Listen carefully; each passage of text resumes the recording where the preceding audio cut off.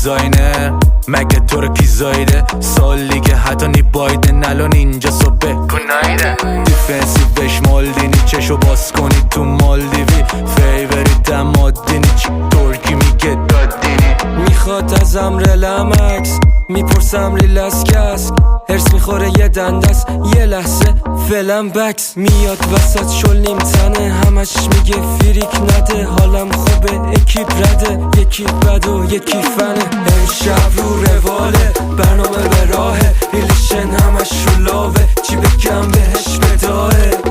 امشب رو رواله برنامه به راهه ریلیشن همش رو لاوه چی بگم بهش بداهه